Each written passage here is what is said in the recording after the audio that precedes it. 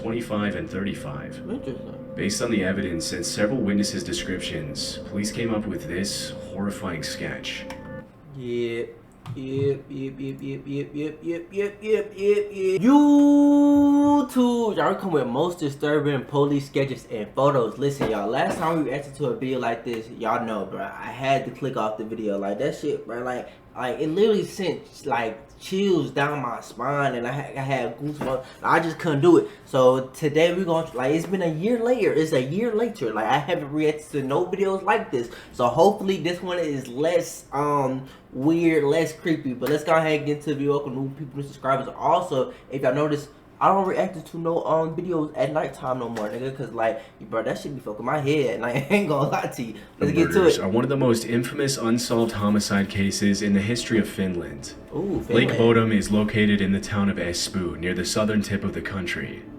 On June 4th, 1960, a group of 4 teenagers rode around the edge of the lake on their motorcycles, heading toward a small patch of woods where they planned to set up a tent and spend the weekend camping.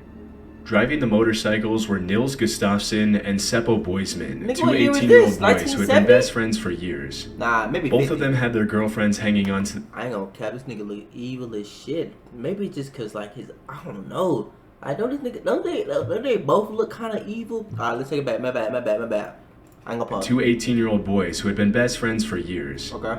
Both of them had their girlfriends hanging onto them on the back of their mopeds, making for a total of 4 of them. Riding behind Seppo was 15-year-old Tuulikki Maki, who had introduced her own best friend Irmeli Jorglund to Nils just a few weeks after she started dating Seppo. And now, just a few weeks after the two couples had become official, they were off to welcome the summer with the couple's camping trip. Okay. As they stopped in town to pick up some beer and food, the teenagers got a few suspicious looks from the locals, who thought it was strange to plan a camping trip near Lake Bodom, which was mostly used for fishing and swimming, but not so much for camping. Regardless, the teenagers soon reached the campsite, and after pitching their tent, they enjoyed a carefree evening of drinking, swimming, and fishing. A little after 2 a.m., the boys crawled back into a single tent with the girls and went to sleep. The following morning, the joy of the teenage dream from the previous night had been replaced by a scene straight out of a horror movie.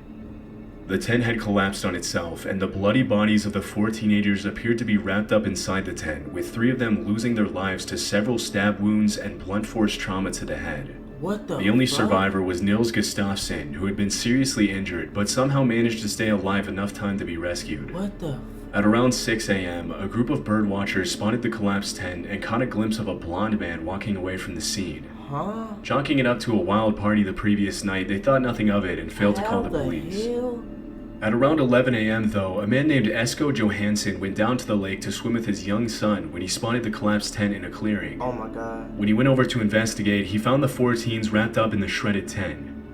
By the looks of it, someone on the outside had cut the guy ropes, sliced through the tent, and viciously attacked the kids in their sleeps with a knife, and possibly some type of bludgeon. Interesting. Bruh. Why listen, every time, this is why I'm pissed off, cause see, like, right now, y'all probably, what the fuck, listen, I go camping this weekend, why the fuck but I'm just saying, like, why does these videos pop up on my, like, recommended, when I'm finna go do some shit, like, literally every time, but, oh my god, bruh, this is, literally every time I'm finna go to Six Flags. It's like, oh, the craziest roller coasters, nigga. What the? Oh my god! Now I'm finna have to be like this in the camp, one eye open with the pistol. Man, what are you talking about? Why me? And listen, I'm trying to remain calm. Cause I'm like, maybe just, bruh, wait. Oh my god! I literally go like in the wait, how many days? 8 days. I'm literally going 8 days, bro. And now I'm over here like looking stupid, bro. Oh my god. All the kids' wallets, moped keys, and even some of their clothes had been taken by the attacker. What the hell? As he took in the gruesome scene, Esko suddenly saw Nils take a sharp breath and move ever so slightly. As soon as he realized the boy was alive, Esko sped back into town with his son to alert the police. Wow. Upon arriving at the campsite, the cops immediately took Nils back to the hospital to recover. Although he had suffered from serious brain injuries, Nils recalled the face of a blonde man dressed in black and red staring down at him through a hole in the tent before the attack. I'm ready for the sketch. From his description, police were able to make a sketch of the suspect, which has since become infamous for its disturbing nature and the man's cold, lifeless stare. I ain't gonna lie, bro. This nigga like a JoJo Bizarre Adventures character.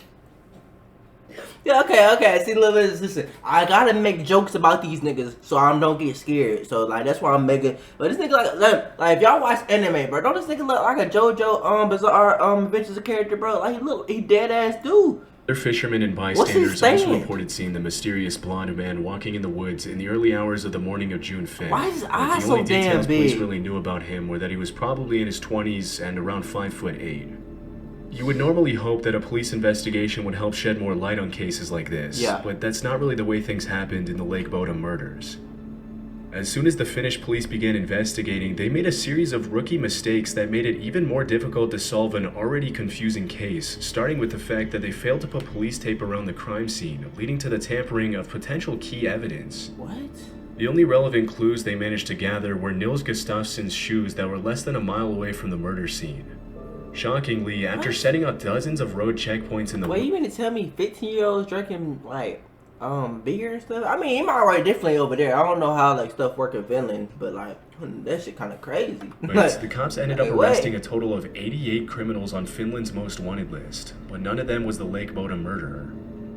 As the investigation progressed, the cops narrowed down the list of suspects to 2. The main suspect was a man named Vala Jolstrom. Jolstrom had a history of violence towards campers, and it wasn't unusual for him to throw rocks at people who tried to set up their tents in the woods, and even put razor blades in their apples for them to swallow. Ooh. Even though he confessed to the murders to his neighbor while he was drunk, his wife provided a dodgy alibi for him, which the cops ended up believing for some reason. What the hell? Some sources claimed that on her deathbed, Jolstrom's wife took back her statement and confessed that she lied about the alibi, but this was never officially confirmed. Still, even if Vala Jolstrom was guilty, it would have been impossible to prove as he took his own life in 1969 by drowning himself in a lake. The second main suspect in the case was Hans Asman, a German immigrant who had moved to Finland in the early 1950s and was 36 when the murders took place. According to police records, Asman had gone to a nearby surgical hospital the day after the crime with dirt under his fingernails and red stains on his clothes. Interesting. Although he was allegedly a camp guard at a German concentration camp and was later linked to the murders of other teenagers in Finland, Hans had a rock-solid alibi for the evening of June 5th and was never arrested. With the 2 men cleared... Like, I don't see... The police gotta be terrible. Because how did... Like, do both of these niggas get away? One confessed to the murder, and then his wife gives a weird alibi. Like, oh, makes sense. Then another dude, the same night, well, next day, comes with dirt under his fingernails with red stains on his clothes. And y'all not... Like, what is y'all doing? I guarantee, like, they had to get paid off because this doesn't make sense. The police only really had one lead left. During the victim's funeral, a photograph of the crowd was taken and the cops found something pretty disturbing.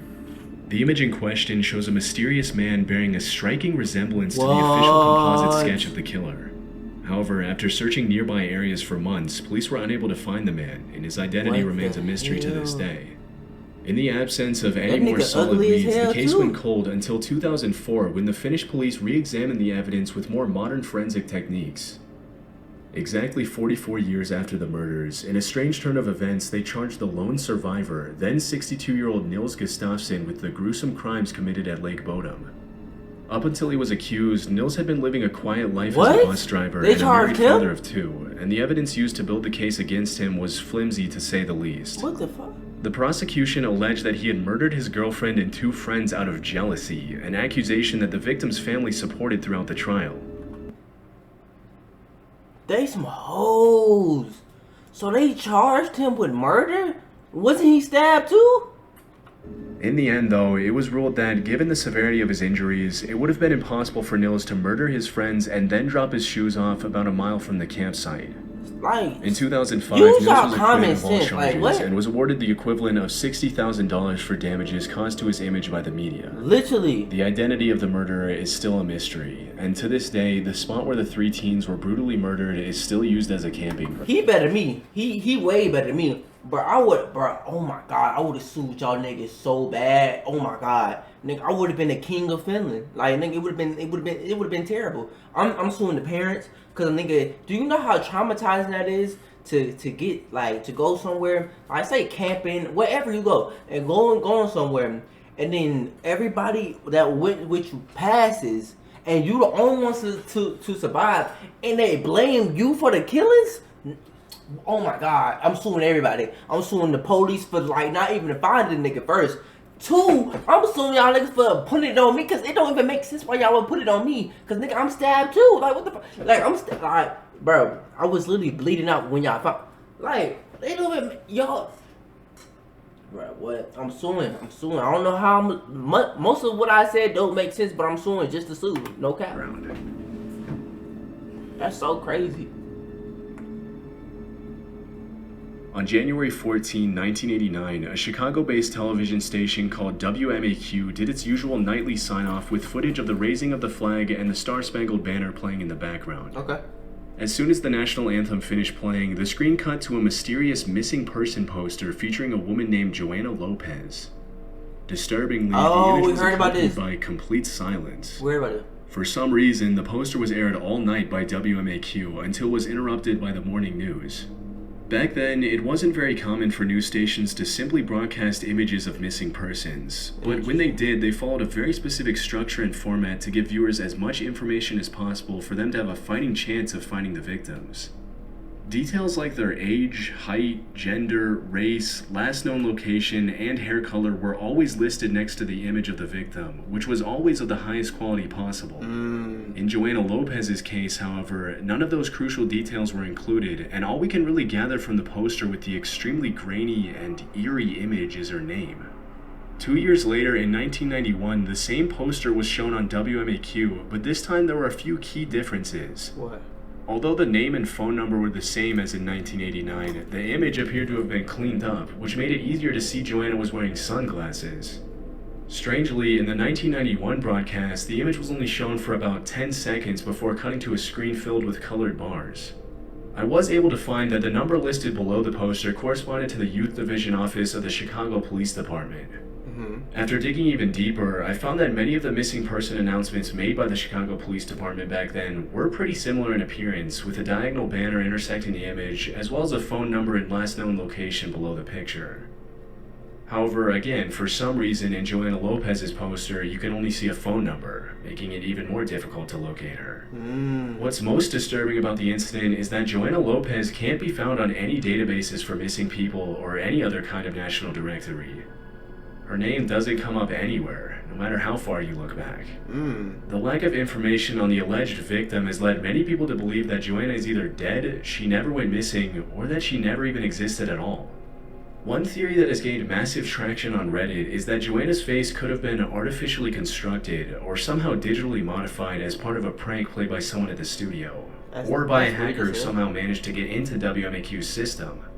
With about 8,500 people going missing each year in Chicago between 1989 and 1991, it's also possible that Joanna Lopez was simply another victim of the widespread violence in Chicago in the early 90s. And that the Youth Division used the terrible quality image as a last resort to see if they could get someone to recognize her. Despite the traction that the case gained online, there wasn't a lot of new or relevant information surfacing on Joanna Lopez. In 2022, however, a couple Reddit users claimed to have contacted the WMAQ station. When they asked about the mysterious broadcast, they were told that the records showed that the information had been submitted anonymously by a source who claimed they would call back later and never did. Other requests for information to the FBI and the Chicago PD came back with no matches, making it possible that Joanna Lopez never really existed. To this day, the Joanna Lopez subreddit remains active with all kinds of updates, but so far nothing conclusive. Maybe it was like a test. The mysterious nature of the case leaves all kinds of questions unanswered. Could her name have been an alias? Did she ever even exist? If so, what really happened to Joanna Lopez? We'll likely never know.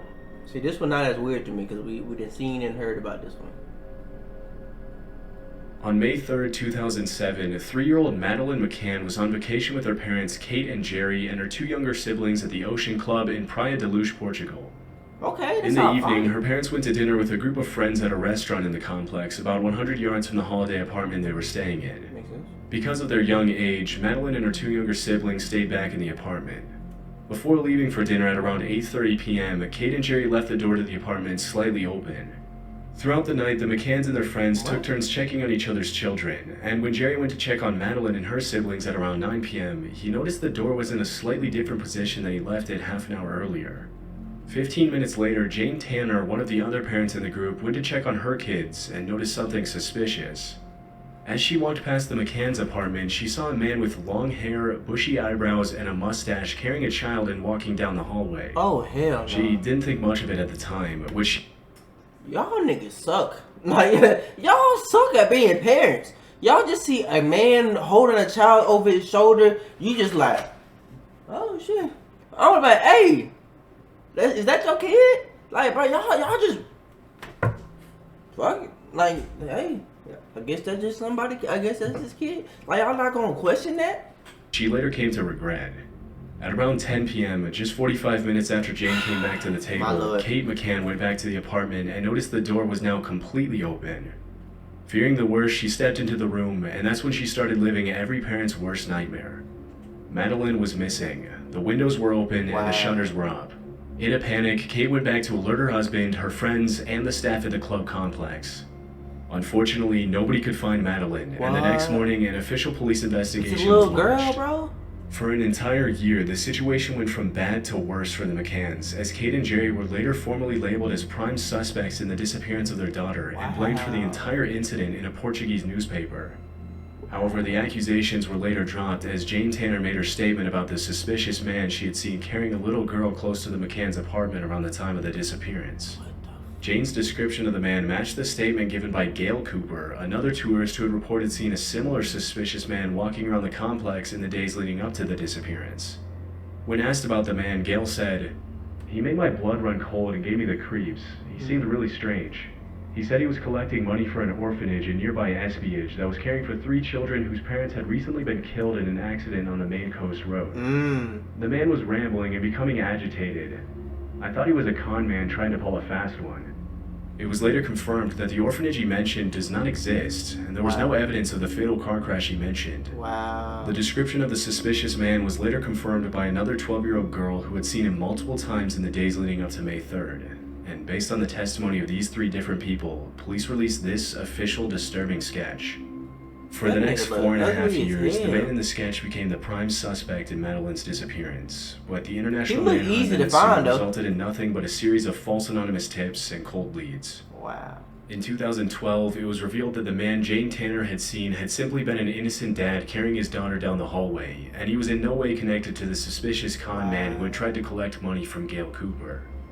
In 2013, a new digital render of another man who was allegedly seen walking near the club complex in 2007 was released, and he didn't look anything like the previous suspect. Although the case continued to receive funding, the investigation went cold for the next several years, during which Kate and Jerry McCann continued to suffer and miss their daughter. In 2019, an 8-part Netflix series was released about Madeleine's disappearance, and less than a year after that, police announced they now believe the man responsible for the crime was a man named Christian Bruckner. Christian Bruckner owned a suspicious Volkswagen camper van that was found near the club complex where Madeleine disappeared. After being seen driving the van in the area on the night of May 3rd, Christian allegedly confessed his involvement in the crime to a man at a bar. Shortly after the disappearance, Christian and the other man were sitting in a German bar when a news report about Madeleine's disappearance came on TV. That's when Christian allegedly said something to suggest he was responsible for her disappearance. Even though he later denied his involvement in the disappearance to the authorities, police are still investigating him to this day, and it's possible they'll soon make a break in the case. Terrible parents, bro. Hopefully they'll find the man responsible and bring him to justice to at least bring some sense of closure to Madeleine's family after a traumatic 16 years. Wow. So, y'all mean to tell me that y'all went out the club, or whatever y'all was doing, y'all were checking in on each other kids, and you lost your kid? Bro, ain't nothing worth that, bro. I don't care what you doing, what trip, what club, what party. I don't care what's going on, bro. Bro, if that's me, I ain't going to. Bro, I'd never step a foot in no club, party ever again in my life, bro. I wouldn't even drink no alcohol, bro. What? All because y'all want. That's it. On May 31st, 2001, 22-year-old Charlotte Murray Pace had just graduated from Louisiana State University and was looking forward to moving to Atlanta to start a new life. Okay. Sadly, she was never able to launch her new career. For that very same day, a man broke into her home and stabbed her with a screwdriver 81 times, taking her life. In the years leading up to Charlotte's murder, Baton Rouge, Louisiana had become a hotspot for similar crimes, with 81? several women losing their lives to a single violent criminal with a very similar pattern of attacks. A According to police screwdriver? reports, the perpetrator would How often sharp watch is these that women for motherf- weeks or even months, becoming familiar with their routines and habits, looking for the perfect moment to strike. In many cases, he pretended to be a kind stranger asking for help. When the victims obliged, he would turn violent and do the same things he did to Charlotte. After Charlotte Pace's murder, a woman named Diane Alexander. Bro, you know what, bro? It's so sad that you can't be nice to folks no more, bro. Like, nigga, you gotta be like, ugh, fuck that. Keep on pushing, because, like, people really kill you. Like, of just being nice and just looking out for them, bro. And you can't even, like, I need to go here. Bro, that could be the last time you do anything, bro. Like, if you try to do a kind act for somebody, that could be your last moment. That is sick. That's sick. People who do that to nice people is literally insane, bro. Like, that's crazy. Alexander reported to the cops that an African-American man had attempted to strangle her in her home on July 9, 2002. What? According to her statement, the suspect came to her home asking to use the phone, and when she opened the door, he brutally attacked her. Thankfully, the woman's son came home and scared the perpetrator off before he could take her life. Wow. Based on the description that Diane and her son A lucky provided, the woman. cops were able to have a better understanding of the perpetrator's physical appearance. But after the cops extracted physical evidence from several of the crime scenes, the Yeah. FBI reported that the killer was actually a white male between the ages of 25 and 35. Interesting. Based on the evidence and several witnesses' descriptions, police came up with this horrifying sketch. Yep. This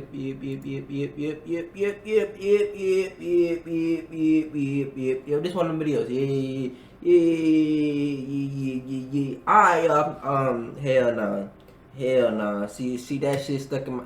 See, it didn't scare me as bad as the last one. But yeah. Hell no. I love y'all though. I'll see y'all next video. Hell no. I'ma fuck with you. I love you. Stay safe. And I'll see y'all next video. We out.